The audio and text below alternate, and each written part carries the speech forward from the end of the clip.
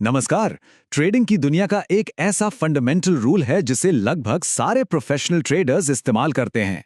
ये एक ऐसी चीज है जो ये तय करने में मदद करती है कि भाई शेयर कब खरीदना है और कब बेचना। इसे कहते हैं सपोर्ट और रेजिस्टेंस। अब सुनने में ये शब्द थोड़े भारी लग सकते हैं, पर यकीन मानिए है नहीं। तो चलिए आज इस कॉन्सेप्ट को एकदम आसान भाषा में समझते हैं।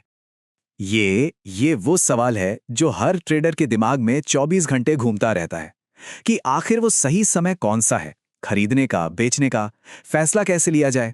और इसका जवाब ट्रेडिंग का एक बहुत बड़ा सीक्रेट इसी सपोर्ट और रेजिस्टेंस के कॉन्सेप्ट में छिपा है। तो चलिए कहानी शुरू करते हैं सपोर्ट से। सपोर्ट को ना आप कीमत की दुनिया में एक मजबूत जमीन या फर्श की तरह इमेजिन कीजिए। एक ऐसा लेवल जो प्राइस को और ज्यादा नीचे गिरने से मानो थाम लेता है। तो सवाल यह है कि ये सपोर्ट लेवल बनता कैसे है। ऐसा इसलिए होता है क्योंकि इस लेवल पर खरीदारों की मतलब बायर्स की एक पूरी फौज तैयार बैठी होती है। जैसे ही कीमत गिरते गिरते यहां तक पहुंचती है ना, वो सब खरीदना शुरू कर देते हैं और कीमत को नीचे गिरने से रोककर वापस ऊपर की तरफ धकेल देते हैं। अब देखिए, जहां फर्श होता है वहां छत तो होती ही है ना। ट्रेडिंग में भी बिल्कुल ऐसा ही है, और इस छत को हम कहते हैं रेजिस्टेंस। ये वो लेवल है जो कीमत को एक लिमिट से ज्यादा ऊपर जाने से रोकता है।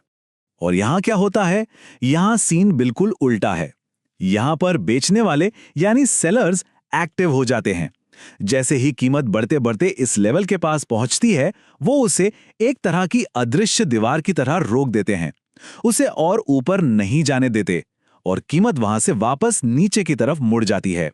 चलिए अब एक इतना सिंपल उदाहरण देखते ना, जो इस पूरे कॉन्सेप्ट को हमेशा के लिए दिमाग में बिठा देगा। रूल नंबर 1, बस इतना याद रखिए, सपोर्ट मतलब फर्श, वो जमीन जो कीमत को गिरने से बचाती है।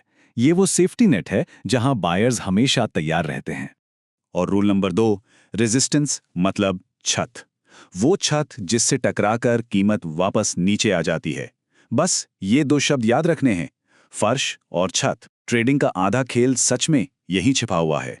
अब सोचिए कि कीमत जो है वो एक गेंद है और वो एक कमरे में उछल रही है।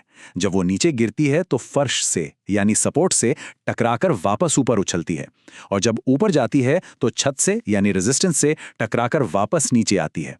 प्राइस बस इसी फर्श और छत के बीच में बाउंस करती रहती है। तो अब सबसे काम का सवाल कि ट्रेडर्स इस फर्श और छत के खेल से पैसा कमाते कैसे हैं। इसका जवाब उनकी स्ट्रैटेजी में है। देखिए, स्मार्ट ट्रेडर्स की स्ट्रैटेजी बहुत सीधी सादी होती है। फर्श के पास खरीदो और छत के पास बेचो।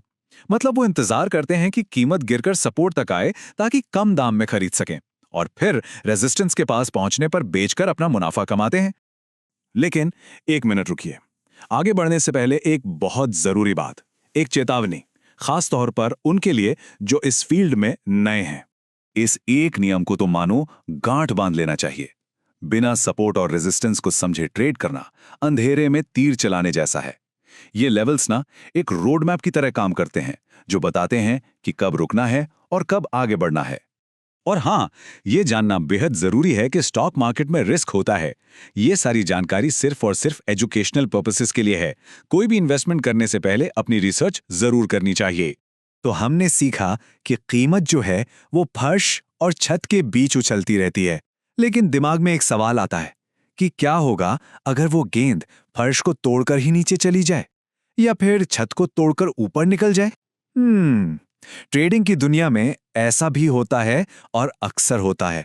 इसे क्या कहते हैं और तब ट्रेडर्स क्या करते हैं, इस कहानी पर बात करेंगे अगली बार।